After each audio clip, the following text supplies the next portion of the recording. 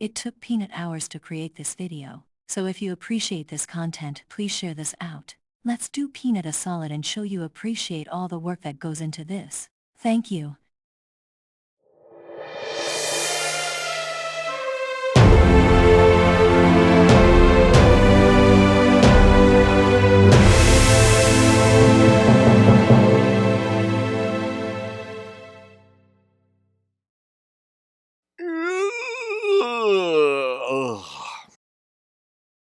Good evening. Ah, yes. Now, where was I?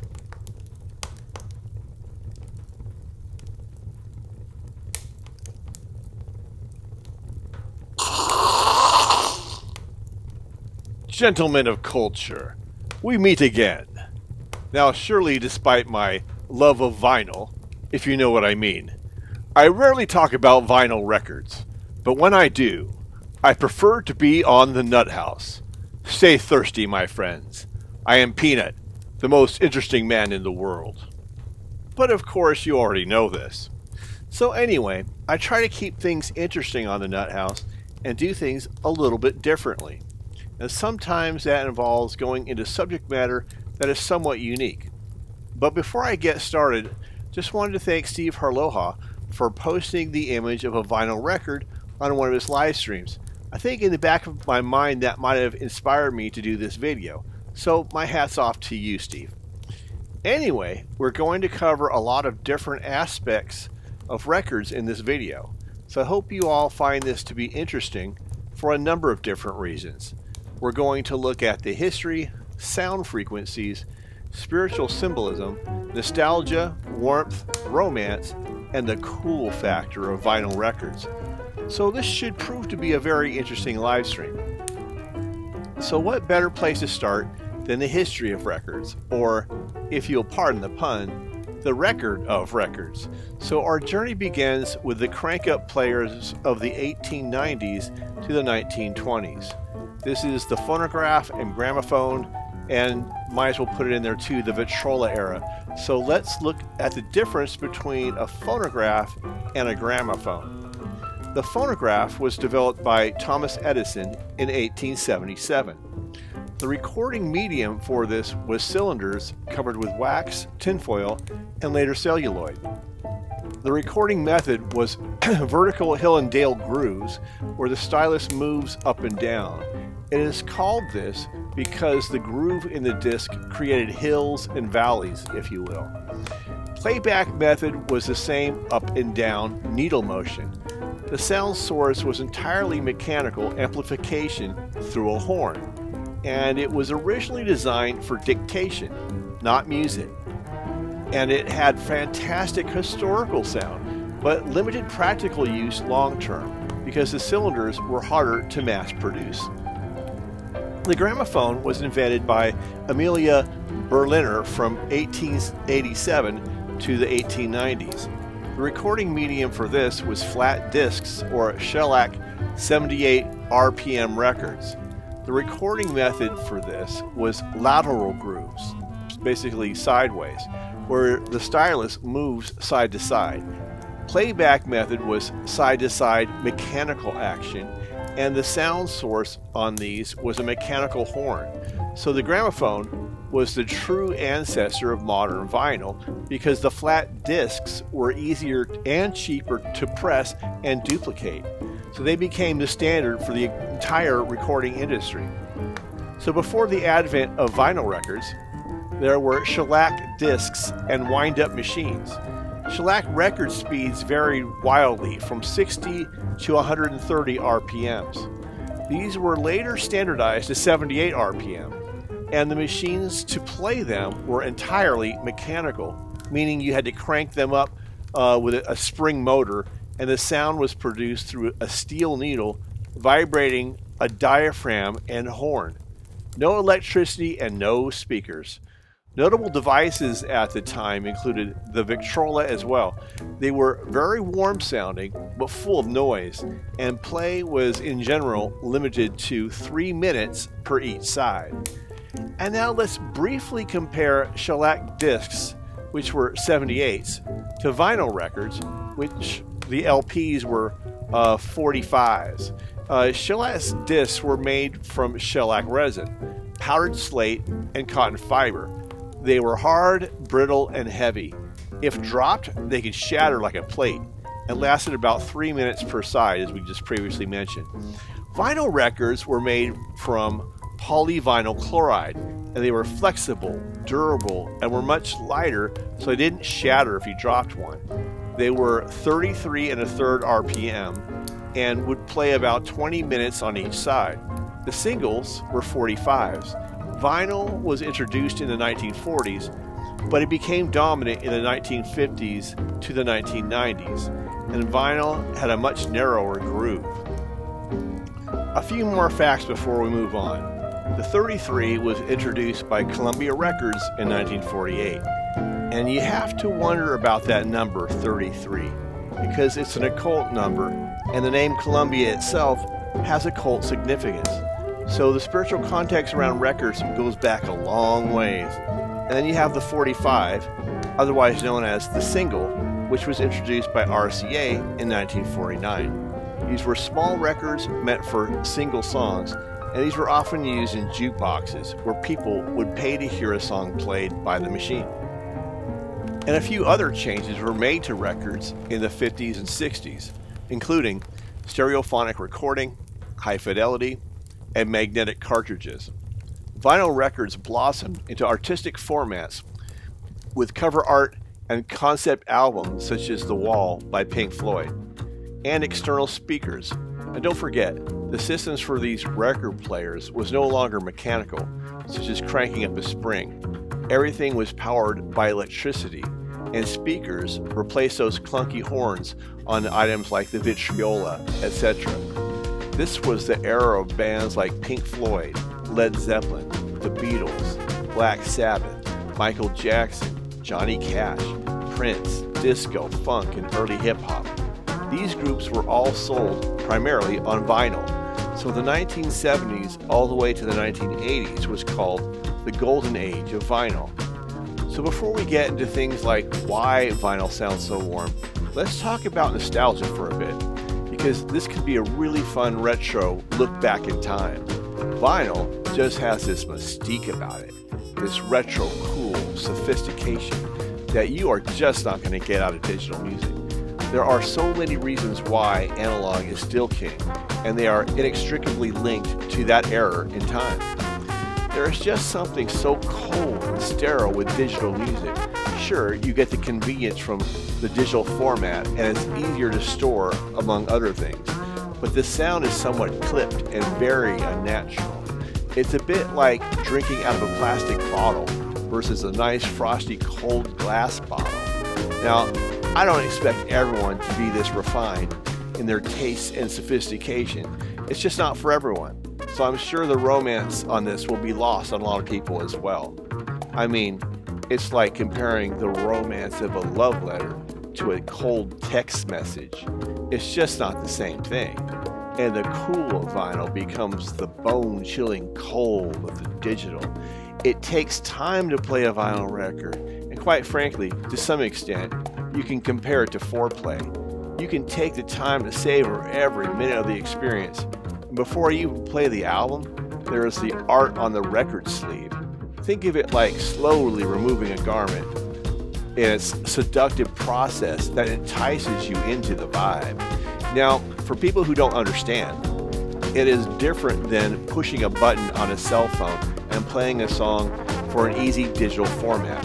Yes, it is not as fast nor as convenient, but not everything in life needs to become the equivalent of a fast food drive-thru.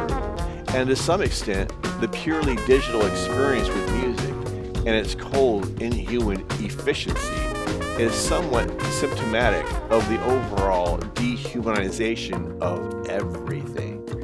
I don't want to get too far off track, but we are becoming more and more isolated in these digital jail cells that we create for ourselves.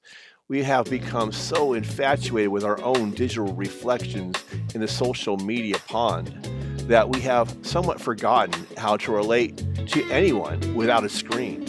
And I'm not going to beat a dead horse on this, and I'm just as guilty as anyone else, but I think you all know what I'm saying. When you put on an album, you are committing your time to that artist and that experience with the people around you in solitude. Like a masterpiece such as Pink Floyd's The Wall isn't something you can really appreciate from TikTok or a YouTube short. Something that deep cannot be truly appreciated in a soundbite. And then you have the album art itself, which just adds to the entire experience, the mystique. It forces you to recognize the names of the musicians. Do people even know the names of modern guitar players on recordings today? I wonder. And the tactile feeling of opening a double album set. Led Zeppelin 3, for example, has a dial on the side that you can physically spin to change the images. There's something very tactile about that. And the album art provides even more room for contemplation while the record is playing.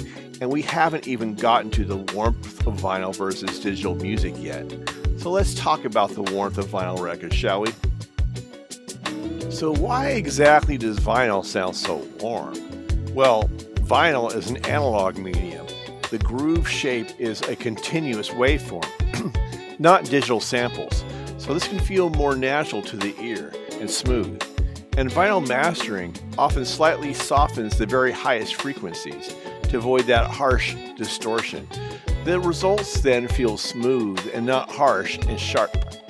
And then there is the harmonic distortion. Grooves add tiny amounts of harmonics. These harmonics are musically pleasing, kind of like a tube amplifier. So digital is cleaner, but vinyl has more personality. Just a quick side note about mono versus stereo. In mono, everything comes from the center, like early Elvis and Beatles records, whereas with stereo, there is a left and right panning. For example, one instrument can be heard more from the left speaker, like a second vocal part or a second guitar, whereas the lead vocal could be coming from the center of the sound. Stereo recording became standard after 1958.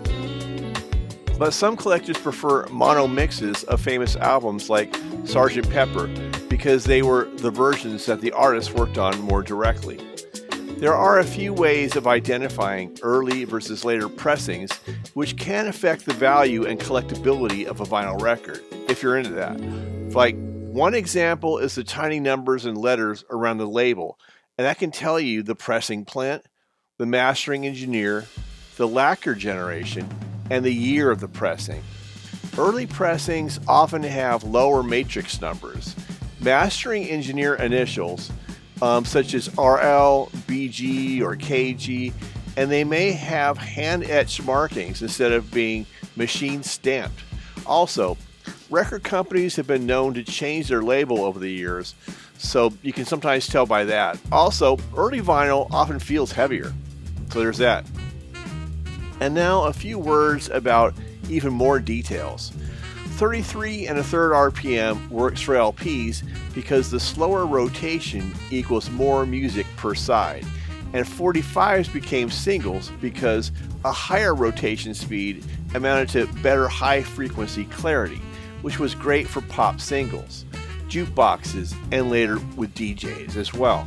A few reasons why vinyl was able to make a resurgence are the physical ritual of playing an album, the album art, the analog sound, and the collectability. That said, vinyl did go out of fashion for a while when it was being replaced by digital music via CDs, etc. So let's take a look and compare the two, shall we? Vinyl LPs use a frequency range of 20 Hz to 15 to 20 kHz, depending on the pressing and the playback setup. Also, very deep bass below 40 Hz can cause skipping unless cut very carefully because the vibration of the bass sounds can cause the needle to skip on the groove. So you don't want that. And very high treble above 15 kHz becomes distorted or noisy, so engineers often roll off extreme highs to avoid distortion. Not the good kind of distortion, but the kind that sounds shrill. So real-world vinyl tends to be strongest from 50 Hz to 12 kHz, where the ear hears the most music. Digital, on the other hand, has none of the mechanical limitations of vinyl. The frequency range is about 20 Hz to 22 kHz. The voice floor is very low, and there is no surface noise or wear. High-resolution digital frequency range extends up to 48 kHz, which is beyond human hearing. So digital can reproduce more high-frequency detail and more consistent low and bass. So there's that. So one of the reasons why vinyl sounds better, though, than digital are the physical constraints. For example, the bass has to be centered in the mix as opposed to being more prominent in the left or right ear. As we previously discussed, strong stereo bass can throw the stylus off the groove, so engineers collapse the bass to mono below 150 Hz. And high frequencies must also be controlled because a loud treble can distort the stylus. So engineers reduce S sounds, limit sharp upper harmonics, tame peaks above 15 kHz, and digital does not require any of this. So vinyl uses more of an EQ curve, while digital is more of a direct waveform. And there are other mechanical factors that color vinyl sound. Some of these include tone arm resonance, turntable motor noise, groove wear, pressing quality, and static. All of these can influence the sound, while digital recordings have none of these variables. Also, vinyl cannot handle extreme dynamics, whereas digital has a more dynamic range, lower noise, and cleaner peaks. So this of course leads to the question of why. Why do so many people still prefer vinyl? Well, despite the limitations, vinyl has pleasing harmonic distortion, a warm frequency balance, natural analog compression, physical presence and ritual, unique mastering versions, and a sense of air or wind from the playback. So it's not more accurate, but it often feels richer or more alive. And to some extent, the distortion adds warmth to the sound. And perhaps it is also the imperfections that make it more human, as opposed to the robotic, sterile quality of digital. But like everything else in the world, there is a spiritual component to this. So let's take a look at that. Playing a record requires intention. You have to choose an album from your collection, then pull it from the sleeve, clean it, place it on the platter, and then drop the needle gently. All this is a ritual, and that ritual feels mindful, almost meditative. It slows you down, and it anchors you in the moment. People often treat this the way they treat things like tea ceremonies or religious rituals. It is a physical act that reconnects you within yourself. And then there is the imagery of the spiral, which is a powerful symbol. I suppose you can think of the vinyl record as a sort of spiral labyrinth. In mythology, spirals represent the journey inwards, the cycles of life, transformation, memory, and time, and the flow of the universe. Some people see the needle traveling through the spiral as a metaphor of life's path, the descent into unconsciousness, the movement from outer experience to inner truth, among other things. The spiral groove is one continuous path, like the road to ultimate meaning through sound. Then there is the idea of sound as a physical engraving. Vinyl is unique because sound becomes a physical shape. Your favorite music isn't just data, it's etched into matter. This concept connects to things like ancient carvings, stone tablets, sacred inscriptions, tombstones for the dead, runes, cave art, and more. Music becomes tangible, literally carved into the world like a sculpture. Some would say that it makes the music feel alive, like a living vibration. And then there is embodiment. Digital sound is mathematical. Vinyl sound is mechanical. For example, a stylus is physically touching vibrations encoded in the grooves. The record is moving, the air moves, and the body feels it. There is something deeply hearty and embodied about that. Like listening with more than your ears, it connects your senses the way old instruments do. And then there is the previously mentioned idea of imperfection and humanity. Vinyl has crackle, wow and flutter, slight pitch drift, and tiny distortions which give it warmth, like the crackle of a nice warm fireplace. And these imperfections can feel human and personal, as they mirror aging, memory, emotion, nostalgia, and the passage of time. Many people say that vinyl feels more alive. It isn't perfectly clean, but it breathes a little. But the album can also be viewed as an artifact. A vinyl album can feel like a book, a painting, a shrine, a talisman, or an engraving in time. Opening a gatefold album feels like opening a symbolic portal into music, artwork, lyrics, photography, all part of the cohesive world. Digital music often feels fragmented by comparison, but vinyl can feel like a complete mythic object. And then there is the communal and ancestral resonance. For many people, it connects to parents, grandparents, or childhood. It feels like stepping into an earlier era. It is a way of participating in cultural lineage. Music becomes a way of honoring people who have listened before you. So in short, many people experience a spiritual dimension to vinyl because it is a ritual, a physical embodiment of sound, a symbolic spiral, an imperfect medium, a way of connecting across generations, and a creative portal rather than just a playback method. But just to be fair, now let's take a look at the darker side of seeing vinyl records through a spiritual lens, shall we? The circle can also be connected to the occult, like the salt circle that witches make to supposedly protect themselves from the entities that they summon. The circle, as an esoteric occult ritual, is often included in things like NFL halftime shows or award show performances such as the Grammys, where they are casting spells on the viewers. And many of the guitar players who have been recorded on vinyl records are often considered quote-unquote guitar gods, which implies some sort of praise or worship. And one could say that music itself is often used by the prince of the air, meaning the devil, who was once the music director of heaven.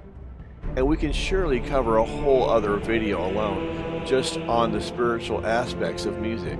For example, we could talk about how Gregorian and other forms of monastic chant are the reason why we now have harmony and polyphony in music. Or we could talk about the effects that music has had on the soul, both the good and the bad, or the effects of the changes that were made in the frequencies of music. But for now, let's take a brief look at John Todd. So, in the 1970s, there was a man in the music industry during the golden age of vinyl records named John Todd. He claimed that he was born into a powerful Illuminati family called the Collins bloodline. He claimed that he was a high-ranking member of the Illuminati, part of a 13-family ruling council involved with world domination plans, and trained since childhood for occult leadership. There are claims that everything John Todd said was debunked, but that is just one of the tactics used by the secret societies to discredit someone who is calling them out. So I would implore anyone who is watching this to not just assume he was fake because you read that somewhere on the internet. I've listened to some of the OG truthers out there claim that he was indeed telling the truth, and I respect them more than I do the media matrix and the gatekeepers out there. But it is what it is. You'll have to make your own mind up for yourself. But even if you still don't believe John Todd, you have to believe your own eyes when you see demonic performances on the Grammys and the musical performances on the NFL halftime shows, etc. So, John Todd claimed the Illuminati controlled the following: the U.S. government, the banking system, Hollywood, major Christian leaders, and the recording industry. But you really shouldn't need John Todd to tell you this. By now, this should be fairly obvious with anyone who has an ounce of discernment. And he said that the Illuminati's goal was to bring on the Antichrist one world government. That sounds about right to me. And he was saying all this in the 1970s. So keep that in mind. But let's get back to specifically the claims he made about the music industry, which he made during the height of the popularity of vinyl records. He said that every record company was controlled by witches, and the occult rituals were performed over master tapes before the albums were released. Demons were allegedly placed into the vinyl of records. He also stated that rock music was designed to spiritually influence its listeners. He also claimed that he personally delivered large cash offerings from the record companies to occult groups, but he did mention that some bands were unknowingly serving demonic forces. So there's that. So John Todd claimed the following: that he was a witch from age 5 and part of a powerful coven, and that he was involved with magic rituals. He went on to say that witches control politics, education, entertainment, publishing, and the churches. He also claimed that witches could astrally project and perform spiritual attacks on people. And Todd made more specific claims about politics, such as the following: presidents were chosen by the Illuminati, not the voters. The Illuminati picked Carter to run for office specifically, and that many senators and Congress members were witches. The CIA and FBI were infiltrated by occult forces, and he also claimed that the Illuminati planned a financial collapse, followed by martial law, and a new world order under the Antichrist. John Todd went on to make more claims about the end times. He said that the Illuminati planned to stage UFO appearances, fake a rapture, and use music to control minds while implanting tracking systems into people and more. Now, like I said, there are detractors out there who say his stories changed over time, or that he fabricated his credentials and that his military record doesn't quite match up. But there are a lot of independent sources out there that corroborate what he's talking about. So I think at the very least there's a grain of truth in what John Todd was talking about. But that's up to you to make up your own mind about it. And just to wrap up this segment on John Todd, it might help to keep in mind that at the time vinyl records were popular, during the golden age of vinyl, vinyl records were also used for backmasking messages, so that when you play the record in reverse, you can hear dark messages. A famous example of this is on Stairway to Heaven by Led Zeppelin.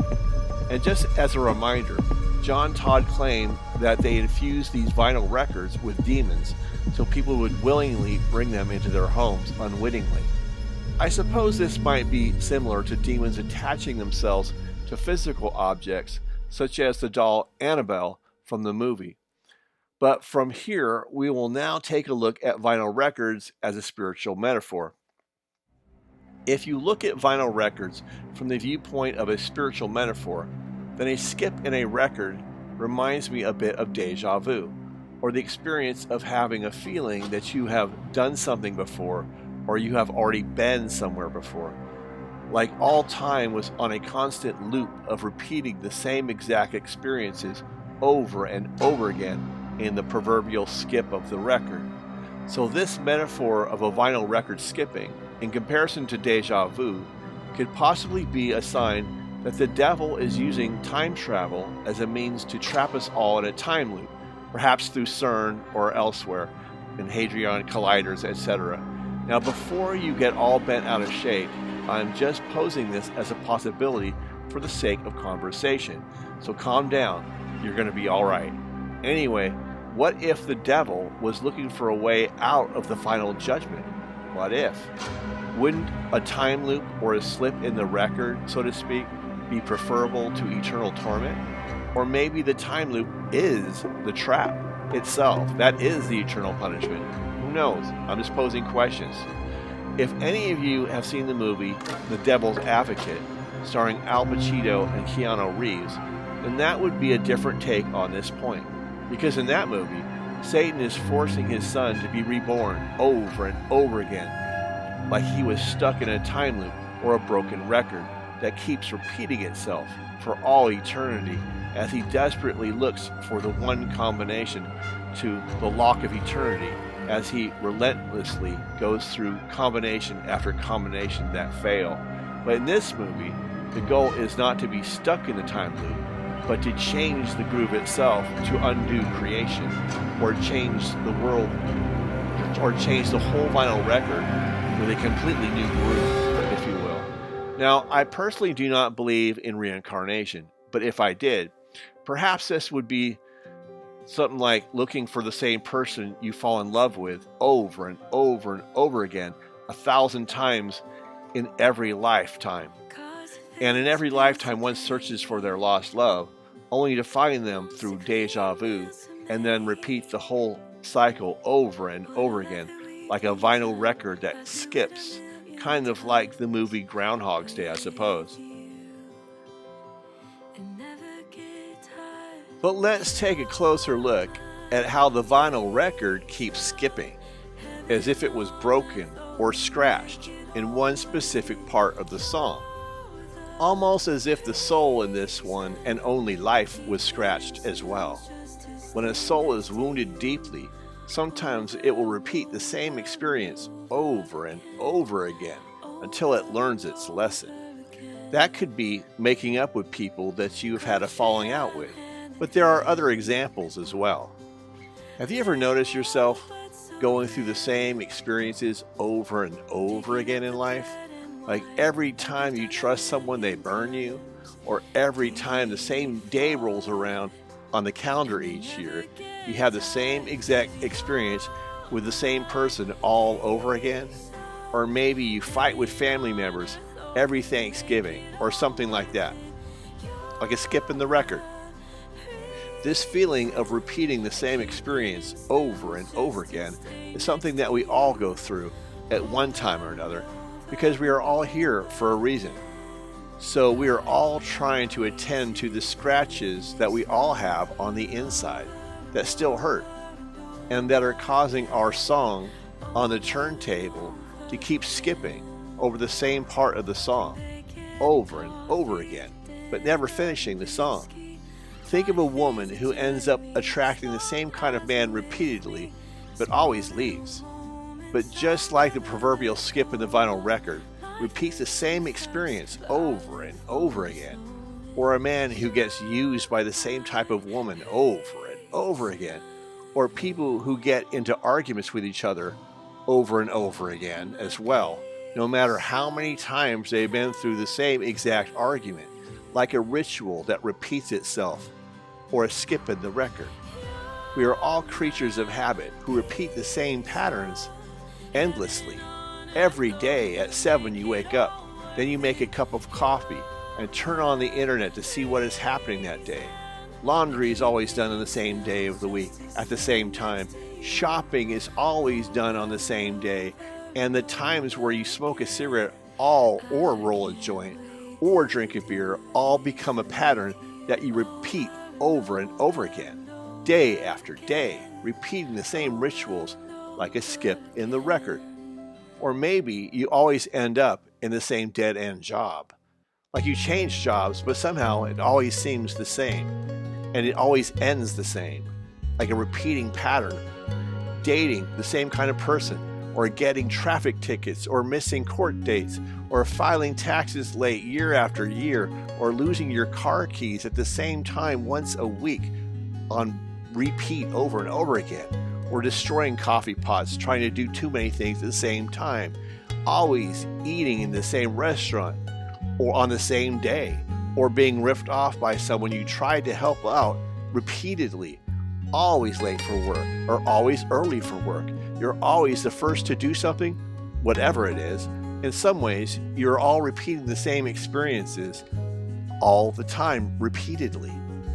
Then there is also the cycle of reliving bad or repressed memories. So just like a skip in the vinyl record, those harsh memories come back again on repeat, like an endless cycle of periodic torment that seemingly out of nowhere resurfaces in a repetitive and endless cycle, just like the skip in the record. But I suppose there could also be a cycle or rotation of warm memories that you have for someone you have not seen in a long time.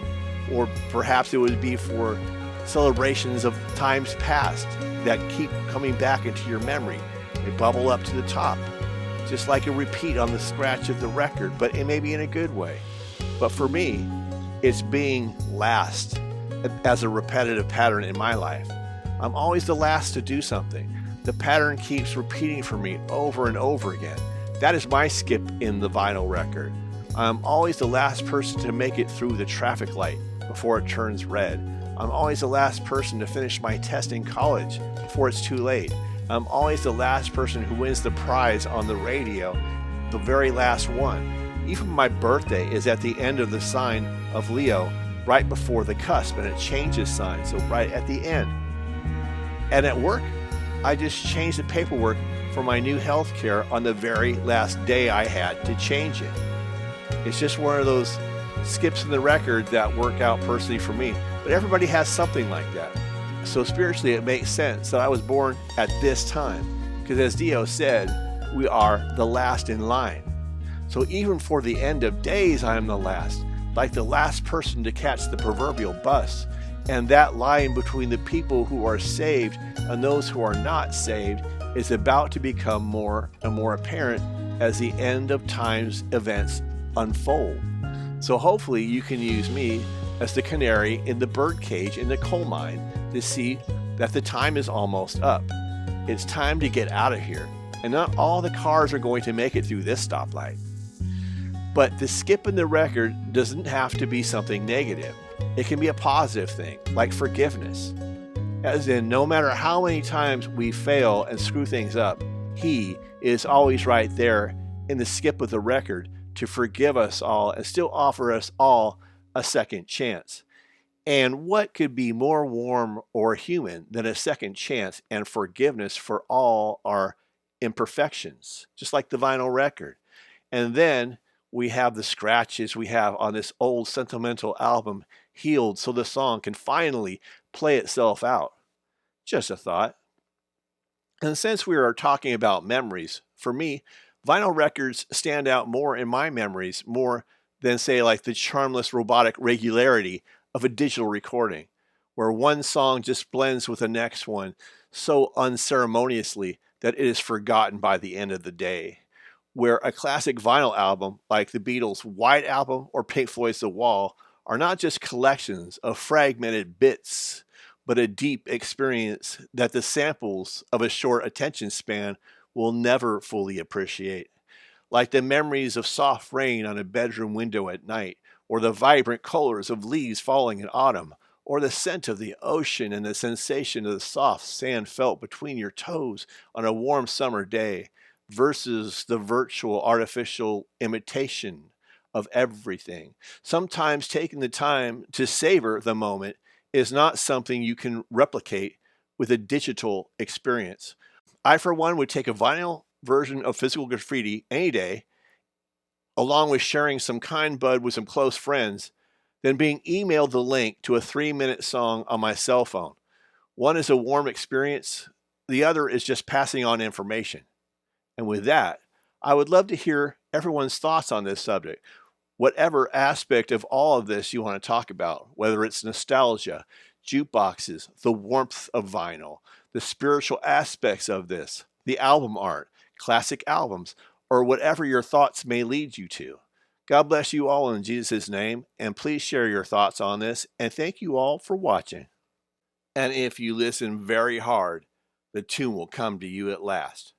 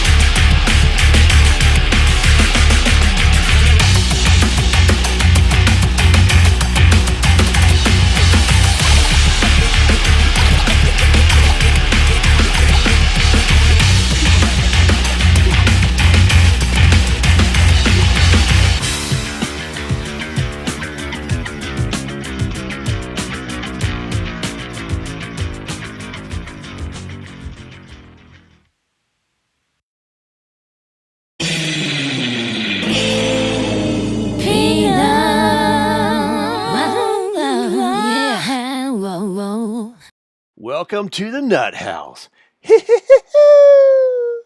It took Peanut hours to create this video, so if you appreciate this content, please share this out. Let's do Peanut a solid and show you appreciate all the work that goes into this. Thank you.